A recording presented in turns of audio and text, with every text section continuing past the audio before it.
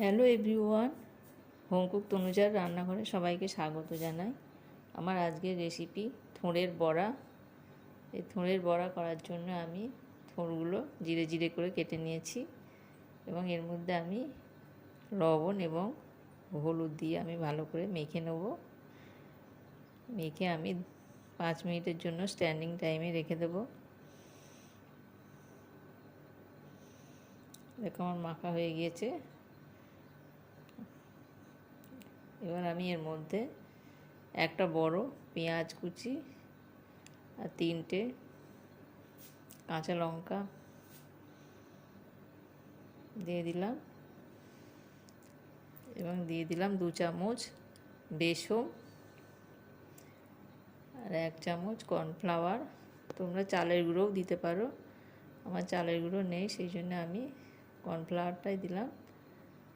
আর 1/3 চামচ হচ্ছে সাদা তিল, এটা তোমরা স্কিপও করতে পারো, তবে এটা দিলে খুব টেস্টি হয়।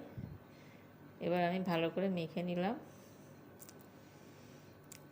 আমি এর মধ্যে কোনো জলের ব্যবহার করব না, যেহেতু পেঁয়াজ থেকে জল বেরোয়,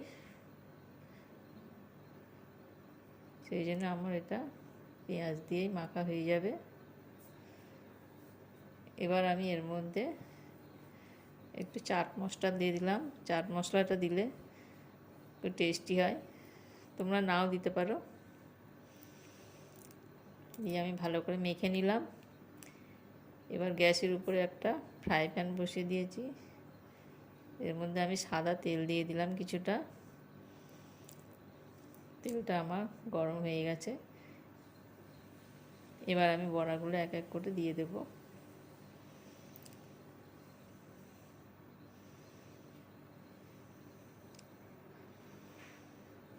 দেখো বড়াগুলো আমি দিয়ে দিয়েছি, এক পিঠ ভাজা হয়ে গেছে এবং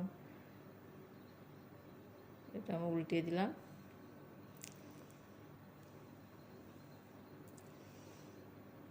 দেখো বড়াগুলো আমার ভাজা হয়ে গেছে। এবার আমি একটা সার্ভিং প্লেটে এটা উঠিয়ে নেব।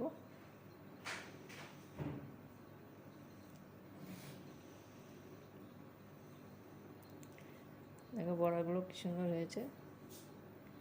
আর এই রেসিপিটি যদি তোমাদের ভালো লাগে তোমরা একটা লাইক, কমেন্ট ও শেয়ার করো। যারা এখনও সাবস্ক্রাইব করোনি তারা একটা সাবস্ক্রাইব করে পাশে থাকা বেল আইকনটা প্রেস করে দিও, তাহলে পরের নোটিফিকেশান সবার আগে তোমাদের কাছে পৌঁছে যাবে। টাটা।